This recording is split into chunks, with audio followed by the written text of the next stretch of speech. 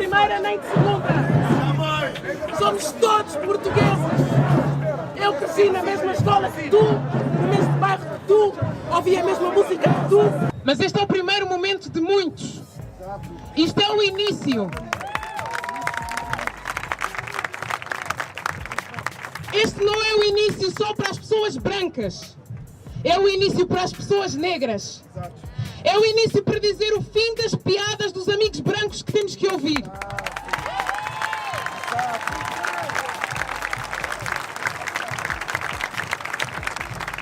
É o início do fim de permitirmos que na escola nos ensinem uma história mentirosa e perigosa.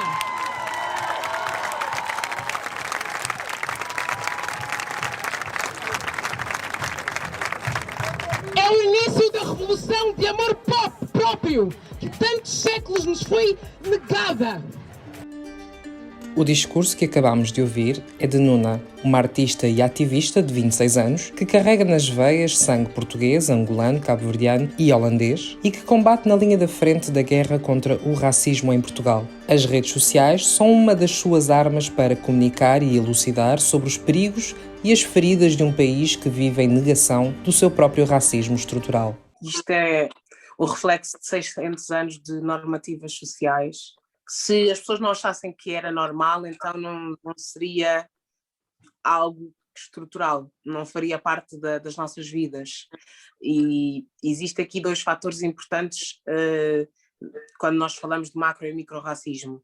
Primeiro, são os séculos que levam à normalização cultural, social, política e económica do racismo, principalmente do micro, e depois dentro de cada pessoa esta tentativa de simplesmente acreditar no macro-racismo, e dentro do macro-racismo isto é bastante discutível do que é macro-racismo e o que é o macro-racismo aceite, para que se possam desculpabilizar de todas as ações que têm no micro-racismo. Portanto, são séculos que nos levam a achar que muitas peças de um puzzle gigantesco não fazem parte desse puzzle, e depois é também retirar todo o peso daquilo que é o micro, para não ter qualquer conotação nem relação na sustentação e na mutação, então, de uma estrutura segregatória quadridimensional racial. E com isto eu quero dizer que dizer preto volta para a tua terra, por alguns é visto como um macro-racismo, mas tocar no cabelo, a opinião automática de são os pretos, quando fala de uma certa maneira ou quando reage de uma maneira, quando alguém corrige, pensar-se que é uma questão de opinião e dizer não, desculpa, isso não é racismo, ou eu sou tão tua amiga, como é que podes pensar isso de mim, conhecemos-nos tão bem. Portanto, a vitimização, o gaslighting, o derailing, o tokenismo, portanto, todos estes mecanismos sociais que fazem com que as pequenas peças possam suster as grandes peças, ou seja, a violência policial, que para muitos também não é o macro-racismo.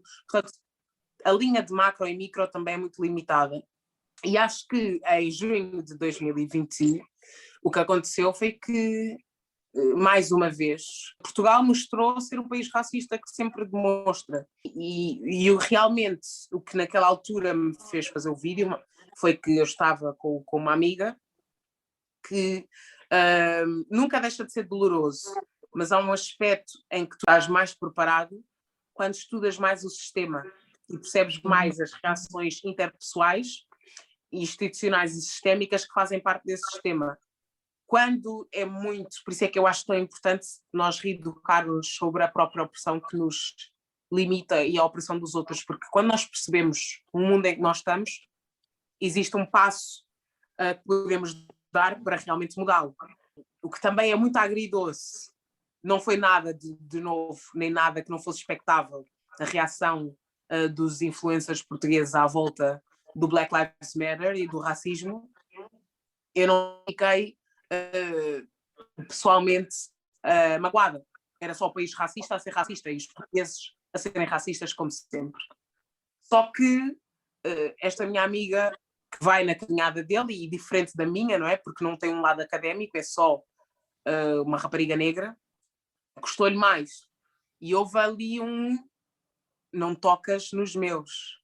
E foi assim que eu agarro o telemóvel e eu faço aquele vídeo. Nesta falta de confrontação de Portugal em relação ao seu passado colonial e nas consequências sociais, políticas e culturais vividas hoje pela população afrodescendente no país, o racismo em Portugal continua a ser uma espécie de caça aos fantasmas. O pessoal adora os descobrimentos. Só aí. Tudo o resto já é o que é. O pessoal adora os descobrimentos. Começa-se a cantar o hino por dizer Heróis do Mar. Fernando Pessoa, amado por todos. Nem se pode fazer uma crítica. Camões, Lusíadas, o próprio livro dos Lusíadas, o que é que significa? Não se pode dizer uma palavra. Fernando Pessoa escreveu tanto sobre os pretos serem inferiores, mas não se pode dizer uma palavra. Portanto, nós vivemos num país de snowflakes, os reais snowflakes, num país do politicamente correto, o real politicamente correto, porque existe a manipulação de informação e a manipulação de estatutos sociais. Existe aqui este desespero por dizer os Estados Unidos é que foi. Nós vemos os números, quando nós vemos os números, não, o Reino Unido é que era mesmo muito mal. E os espanhóis? Portanto, existe aqui um complexo de inferioridade histórica e cultural que faz com que vivamos neste politicamente correto, que é, já passou, não foi assim tão mal, até trouxemos coisas boas, portanto, tudo menos criticar o pai Portugal, porque toda a gente começa a chorar e vem um tantrum e vem aí um mimimi que parece literalmente uma carta em código Morse, mi. Aquilo que Nuna faz é desmistificar o papel do colonizador bom. Contudo, a exposição que tem não é o condutor da sua motivação. A sua personalidade introvertida e a necessidade de também se abstrair do tema fala não seguir ao detalhe o percurso dos seus vídeos. Na maioria das vezes, são as pessoas que a seguem que a alertam que um vídeo se tornou viral. Eu planeio os vídeos e eu tenho noção dos temas que são mais polémicos, e a nossa vida ter que ter um polémico já é problemático o suficiente, e que ou há uma maior possibilidade de ficar viral ou não, ou quando acontece alguma coisa. E eu tento fazer sempre uma pausa entre vídeos que possam ser mais... Eu dou conhecimento e sei que muita gente só quer estar lá quando está na berra, e o perigo disso. Mas sempre que há algum vídeo que fica viral, que normalmente é cada 2 meses, mês e meio, eu não tenho consciência disto. E acho que as pessoas não percebem dentro do perfil o que é que acontece. Porque as pessoas é que estão... Primeiro, eu não sigo muitas páginas por proteção da minha saúde mental. E depois não sigo os espaços portugueses porque sabemos que o atraso na conversa sobre racismo e sobre outras segregações é anos-luz. Mas são as outras pessoas que me enviam mensagem a dizer: tu estás em todo lado, ou estás aqui, estás ali, mas eu nunca vejo isto. Ok, eu posso ter uma noção se o vídeo está a ter mais visualizações, se há mais mensagens nas DMs, e de vez em quando, não aparece muitas vezes, se me marcam nos stories. Mas sem ser isso, se não houver alguém a dizer: olha, estavas aqui, estavas a nananã, e de repente esta pessoa do Brasil, blá blá blá, eu não o sei. Portanto, há um impacto diferente para as pessoas de onde vem a Nuna do que a Nuna que só mete o vídeo e não se vê. Portanto, ainda é uma coisa que eu não sei, acho que anteriormente já me falaram na rua devido ao meu trabalho artístico, mas a exposição era muito diferente e lá está muito mais vezes, muito mais internacional. Portanto, agora... Cada vez que há um espaço, agora estamos em confinamento, mas principalmente no verão ou no outono, onde eu ia a um espaço e de repente havia alguém a olhar muito para mim, eu sei, a minha mãe ir à padaria e as pessoas da padaria agradecerem o trabalho da filha dela. Ou de repente alguém que está a viver na Arábia Saudita ligar para um dos meus pais. Ou então de repente o meu pai dizer, eu também não tenho outras redes sociais praticamente, e dizer-me: o teu vídeo está em todo lado do WhatsApp, de especificidades do teu trabalho. Acho que as pessoas acham que eu tenho noção, mas eu não tenho noção. A sua militância tem um propósito global, mas também acontece numa perspectiva individual, que a própria chama de egoísta, que é lutar por um mundo onde ela se sinta melhor, onde sinta que faz parte, enquanto mulher, negra e em todas as suas singularidades. Eu tenho direito, eu mereço mais. E as minhas singularidades não deveriam ser uma limitação de eu merecer mais ou menos, deveria ser a minha personalidade, as minhas ações. Portanto, também há aqui estou farta. E uma ativista brasileira, eu peço desculpa, não me lembro do nome, disse: eu tenho pressa. E eu tenho pressa de viver uma vida com todos os meus direitos, com plenitude, com amplitude. E como eu tenho pressa, se eu for com meios termos, eu vou chegar a meias soluções. E na operação meias soluções não é nada. É um conformismo do privilégio. E é uma estabilidade dentro do silêncio até ao próximo ataque. E acho que é isto que todos nós sentimos.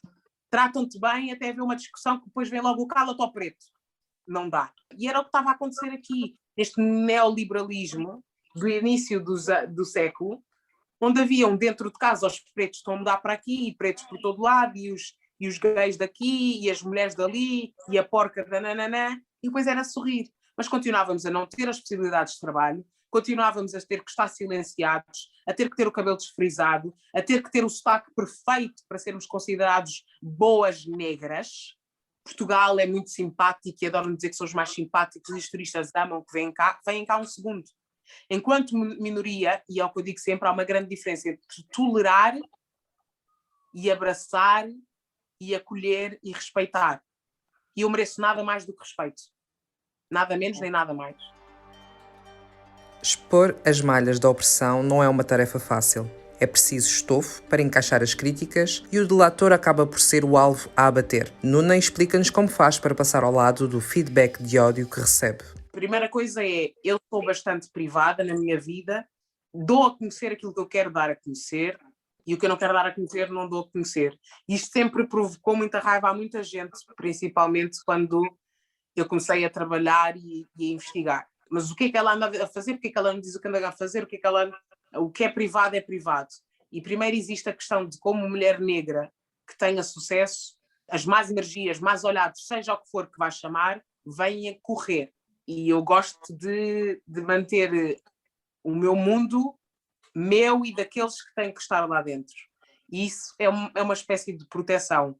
Os sítios específicos que eu trabalho, o nome dos cursos específicos que eu já tirei, os sítios específicos que eu já estudei, o nome da minha rua, o nome de, sei lá, companheiros, familiares, isso é a mim que diz respeito.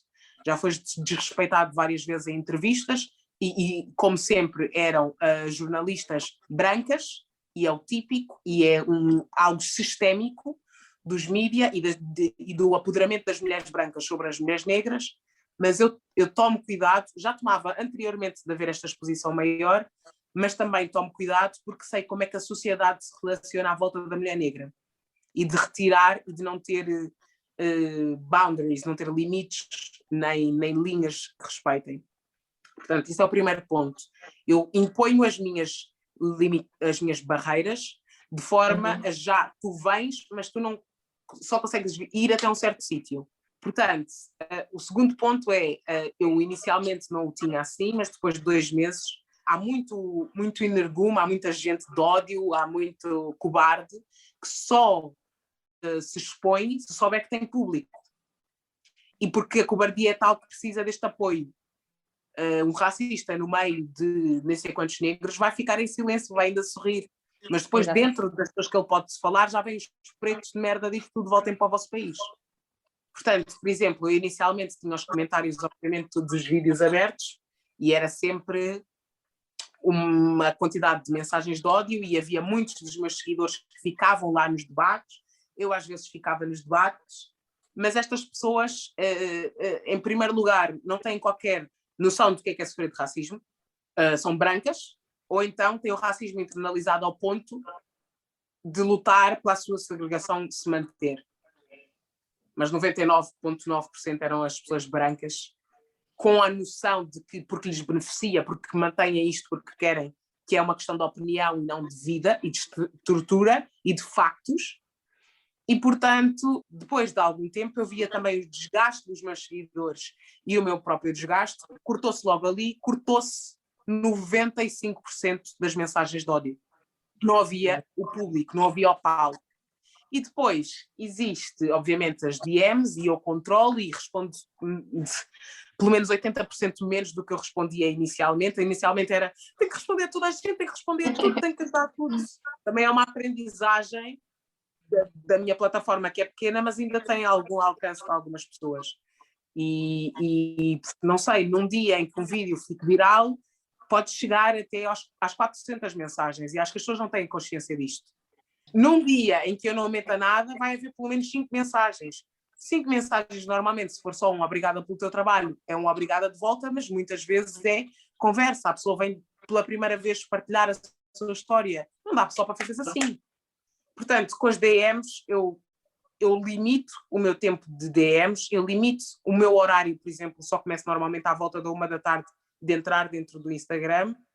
E também existe a questão de custa, principalmente com a ansiedade, já me provocou muita ansiedade, também já tenho mais controle, mas quando entro pela primeira vez nas DMs é sempre o que eu vou encontrar aqui hoje, mas por vezes as mensagens são tão rebuscadas e é tão porca, tu queres uma supremacia negra que é tipo, incomodei-te tanto que não conseguiste não pensar em mim. Apesar de não dar detalhes sobre a sua vida profissional, além de que trabalha como artista multidisciplinar, o ativismo antirracista de Nuna acontece sobretudo no seio profissional. Eu vivi numa sociedade que dizia que se eu tivesse noção das minhas capacidades era arrogante e que era uma negra metida. E acho que durante muito tempo eu nunca achei que eu tivesse inteligência suficiente para fazer o que eu faço. Portanto, por mais que eu quisesse, e voltamos à conversa dos hobbies, eu sentia que só podia ser um hobby, porque se eu agora imaginasse estudar nesta universidade ou naquela universidade e fazer esta investigação académica, que uma pessoa só pensa naqueles génios de Cambridge e etc., que já era demasiado. Havia um condicionamento social do que é que eu poderia ser como mulher negra. Portanto, não foi desde sempre que eu disse eu vou fazer isto. Desde sempre eu sabia que ia ser artista e isso, qualquer pessoa que me encontra hoje em dia e que me pergunta eu já não te vejo desde 3 anos, o que é que fazes? Vai ficar claro que sim. Sempre foste tu, toda a tua persona, personalidade e etc. Eu acho que chega a uma altura em que eu começo lá está, há muito do empoderamento que eu vejo outras mulheres negras ocuparem espaço e eu digo, por que não eu? Se eu tenho estas qualidades, não tenho qualidades para física, não tenho qualidades para matemáticas, não sei, não tenho qualidades para outras coisas, culinária, mas tenho qualidades para debate, tenho qualidades para falar, tenho qualidades para investigar e para criar novos conceitos dentro disto. E quando eu percebo isto, vou à procura disto e tu nunca sabes até começares, mas acho que quando tu ganhas o gosto àquilo,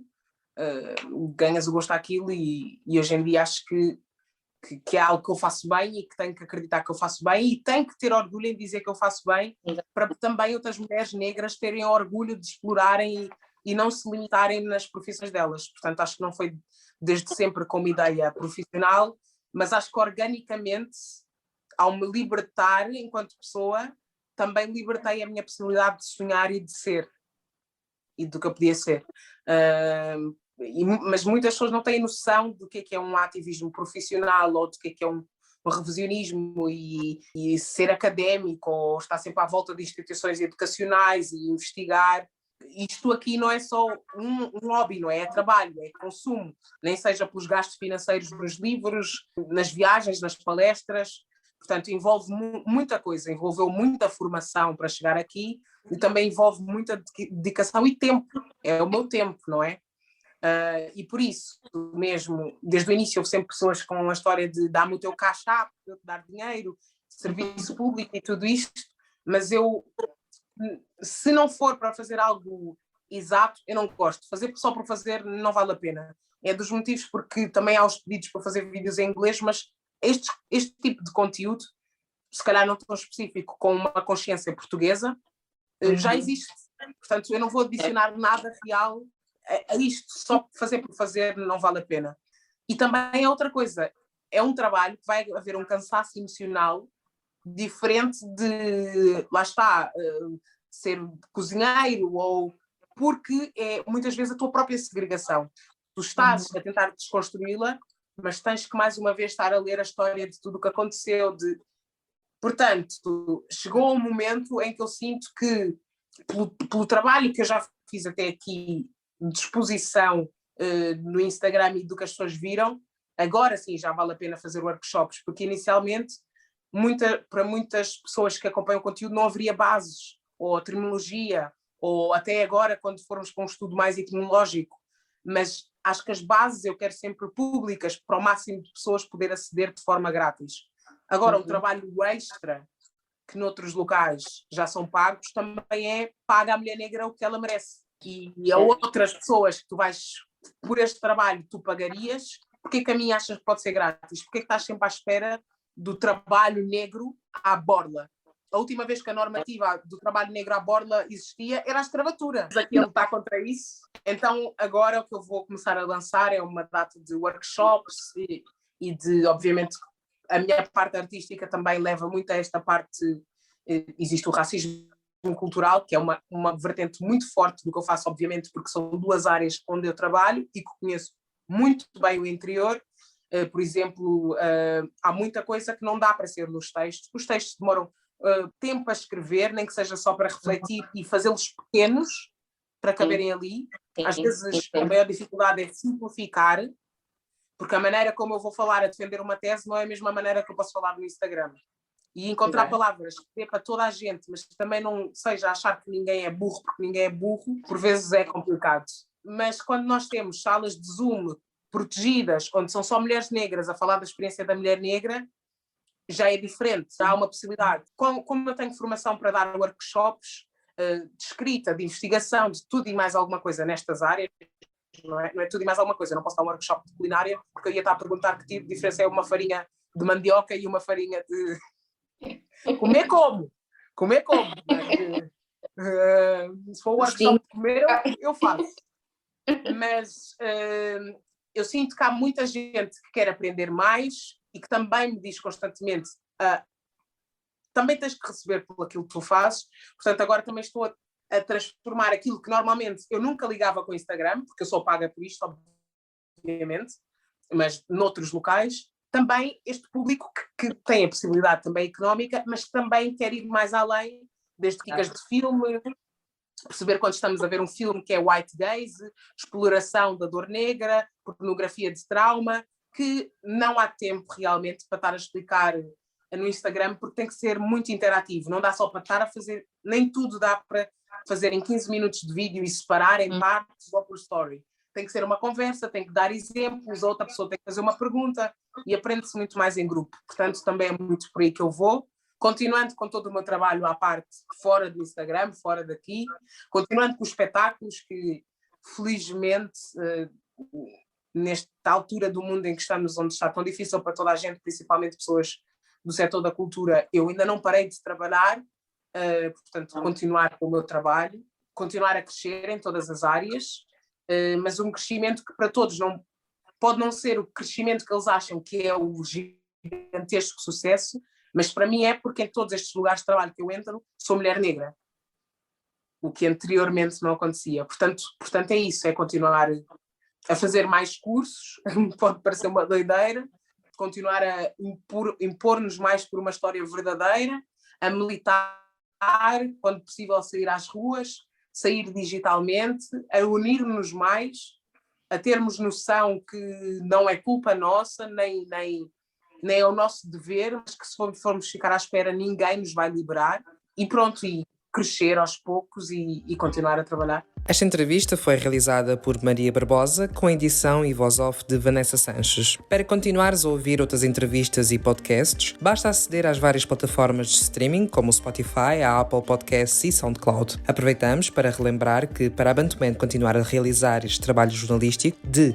e para a comunidade, precisamos do teu apoio. A tua contribuição é importante. Em www.bantuman.com, no canto superior direito do site, clique em apoiar e escolhe uma das opções disponíveis através do Patreon ou faz uma doação através do PayPal pay@bantuman.com.